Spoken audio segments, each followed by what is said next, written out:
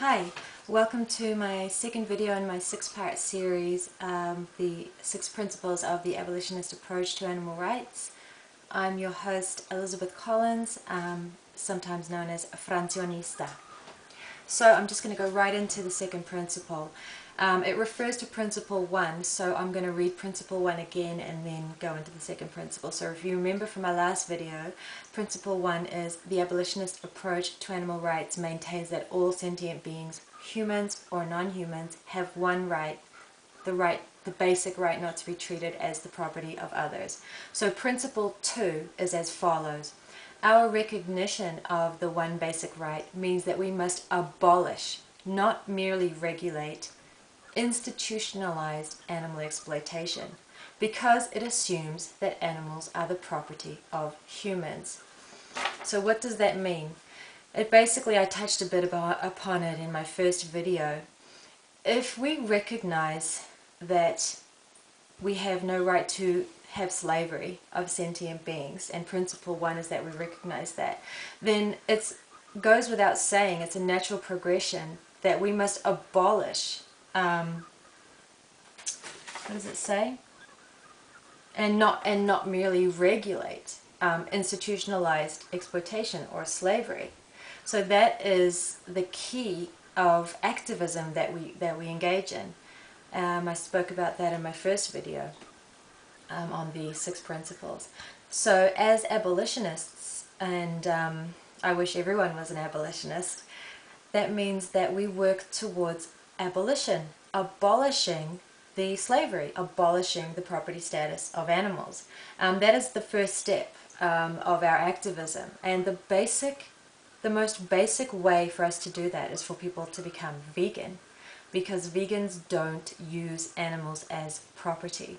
So as advocates who are working to abolish this institutionalized animal exploitation, whether it's human or non-human, there is still institutionalized slavery of humans. The most common, I think, maybe apart from certain industries of coffee, or which is one of the biggest industries in the world. I think it's as big as petrol or gasoline or petroleum in terms of volume, in terms of worldwide consumption, I believe. Could be wrong. That uses slaves, child slaves, and coffee as well. There may be other industries that I'm not aware of that use actual slaves. There's plenty of human rights violations going on in the world, but what we're talking about right now is slavery. Obviously, sex slavery is probably one of the biggest. That is where mostly women and young girls, although not always, sometimes young boys and probably some men as well, mostly women and young girls are bought and sold into slavery. They are owned, they are kidnapped, and they're sold into sex slavery. Some of them aren't even kidnapped, they're given there by their family members. So that's slavery. So we work to abolish that industry. We don't work to regulate the sex slavery industry. We're trying to abolish it. We're not working for softer mattresses for the victims of the sex slavery. We're not working for them to have air conditioning in their rooms, and these are quotes, these are examples that I've sort of learned from hearing other people speak about it. It's just a relative example of the difference between regulation and abolition. So when it comes to abolishing the sex slavery industry, well, I don't participate in the sex slavery industry, so that's the first step. Don't participate in it. When it comes to non-human animal slavery, don't participate in it. That's the first step to abolition, is all the consumers are the reason for the demand. So if you're a consumer of the product of slavery, the first thing you do, if you recognize that it's wrong, is you don't do it anymore. The difference between the human sex slavery industry or other human slavery industries and all of the non-human slavery that exists on the earth is the former is not legitimized, it's not recognized as valid, socially accepted, the norm, it's not defended, whereas non-human animal slavery is defended as the social norm, is the default position of the human race. So yeah, it is astonishing, but it's just the way it is at the moment, and we're working to abolish that. And in order to abolish that, people need to go vegan, and it's actually easier to avoid non-human animal exploitation at the moment than it is to avoid human exploitation, because the problem is that we're humans and we consume things that other humans produce, and that they're responsible because of the way the world is. So vegans need to eat something. And so we eat, you know, rice or fruit or something like that. And so we have to be conscious of where that's coming from. But we can't all just decide to starve to death in order to become harmless. That's not what we're recommending as abolitionists. We recognize that it's impossible to be harmless, especially as a human on this earth. But the first thing you do is you reject institutionalized slavery. So don't use sex slaves. Buy fair trade coffee and fair trade chocolate, and if you know of other slavery institutions where there is an option, where there is a non-slavery option, I've been told that fair trade is a non-slavery option. I'm not saying it's ideal conditions, and I'm not saying that it's not unjust pay or something like that. I'm just, when it comes to human exploitation, I'm floundering. I'm still learning, and I'm open to lessening my impact, you know, lessening my footprint, as it were, in the human exploitation. I do my best. I try to buy secondhand everything. I don't know how my rice is necessarily produced. A lot of it's ignorance. But we know that when you're eating the body of a chicken or a cow or a pig, or the body part, you know they were slaves, and you know they were killed.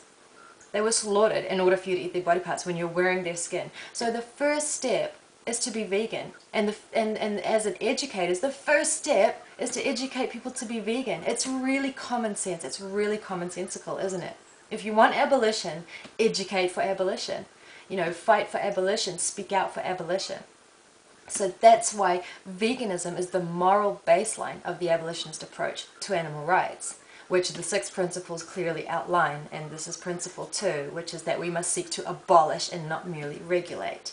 So there's a complete and utter difference between abolitionists and welfarists, or new welfarists.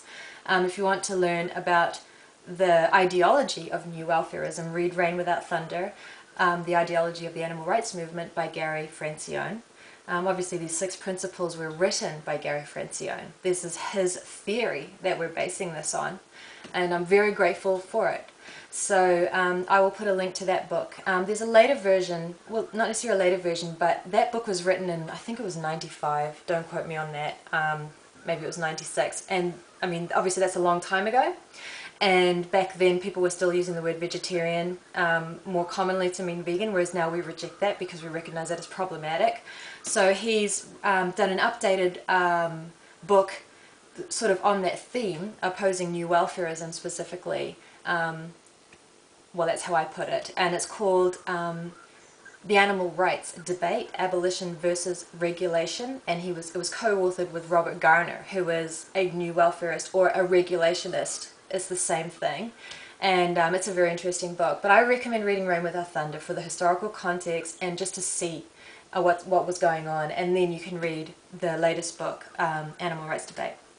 So it's really simple. That's why veganism is the moral baseline. That's why we're unequivocal about veganism, because they're completely opposite. You either fight for abolition, and when I say fight, I mean, you know, you work for abolition. It's just sort of like a it's not a literal meaning, because I'm all about non-violent advocacy.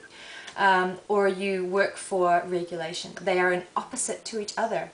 They're an opposite to each other, completely and utterly opposite.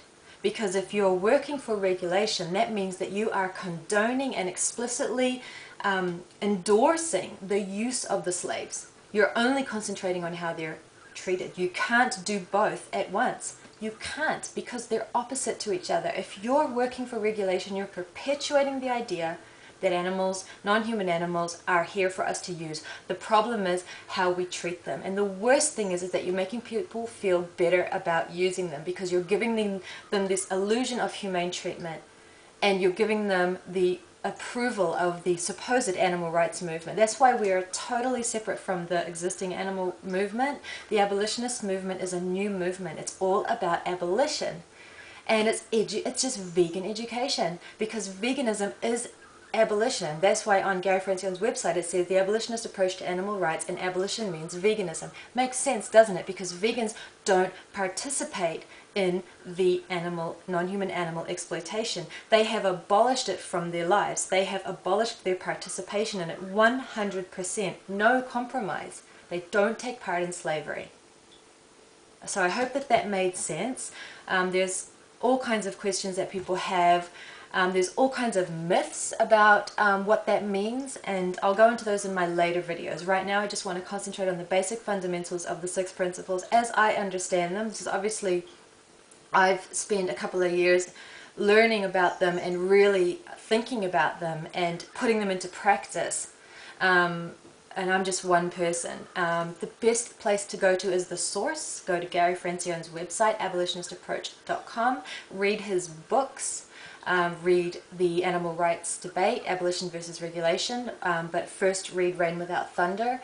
And just remember that it was written, what is it now? Almost 20 years ago, isn't it? And things have changed. And he's, the movement has gotten, even more... less radical, I should say. The animal movement's gotten even less radical. They're just working with industrialized exploiters.